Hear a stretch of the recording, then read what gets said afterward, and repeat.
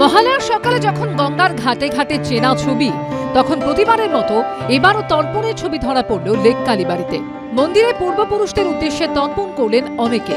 মহালয়া উপলক্ষে সকাল থেকে লেক কালীবাড়িতে ছিল ভক্তদের ভিড়। তর্পণের পাশাপাশি হয় পুজো পাঠ। বাঙালি হিন্দুর কাছে তিনটে কারণে এই মহালয়ার বিশেষ গুরুত্ব আছে। সে তিনটে কি না, স্বর্গত আত্মীয় বন্ধু শত্রু নির্বিশেষে সমস্ত জীবকুলের উদ্দেশ্যে তর্পণ, তারপরে কি না দেবী পক্ষের সূচনা বার্তা অর্থাৎ মহিষাসুর মর্দিনী। মহালয়া প্রতি বছর এখানে আমরা সব অনুষ্ঠানটা যেভাবে করা উচিত সেইভাবে করি।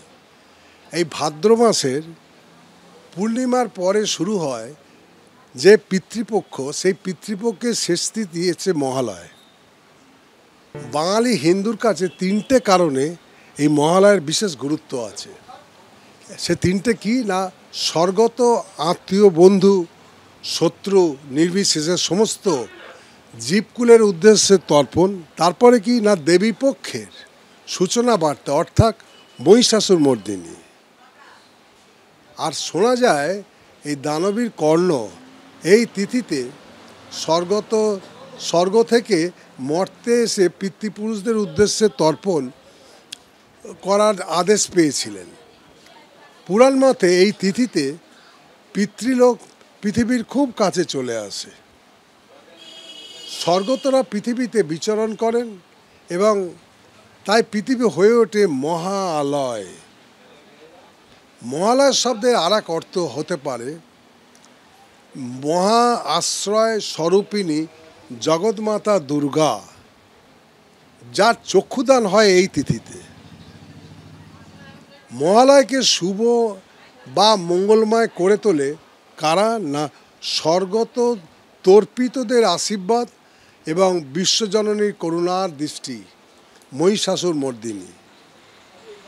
এই মহিষাসুর মর্দিনী অনুষ্ঠানের কথায়, সুরে, স্তোত্রে, সঙ্গীতে, ঝঙ্কারে এই আজকের দিনটা শুভ প্রভাত থেকে অনেক সুন্দরভাবে কাটছে। সব মানুষজন আসছেন, পুজো দিচ্ছেন। এখানে ভোগ বিতরণের ব্যবস্থা রাখা আছে এবং তা শুরুও হয়ে গেছে। সঙ্গে সঙ্গে আমরা বস্ত্র বিতরণেরও ব্যবস্থা রেখেছি লেক কালীবাড়ি থেকে। এই বস্ত্র বিতরণটা বহুদিন যাবৎ আমাদের মাননীয় মুখ্যমন্ত্রী তিনি এই মন্দিরের লেক কালীবাড়ির মাধ্যমে বা কাপড়, জামা কাপড়, তারপরে ধুতি এবং এই জাতীয় প্রত্যেকটা পোশাক মানুষের মধ্যে দান করেন। এবারেও কিন্তু সেই ব্যবস্থা এখানে রাখা আছে, উনি পাঠিয়ে দিয়েছেন, আমরা সেই মতো ব্যবস্থা রেখেছি এবং এক্ষুনি আমরা সেটা শুরুও করে দিব। এই হচ্ছে আজকে মহালয়ার তাৎপর্য। তারপরে তো ভোগ বিতরণ সারা দিন যাবৎ চলবে এবং মায়ের পুজো চলবে এবং এইভাবেই কিন্তু আজকের দিনটা একটা মহিমময় হয়ে উঠবে।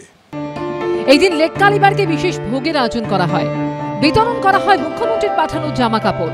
অর্ণব মুখোপাধ্যায়ের রিপোর্ট, এবিপি আনন্দ, কলকাতা।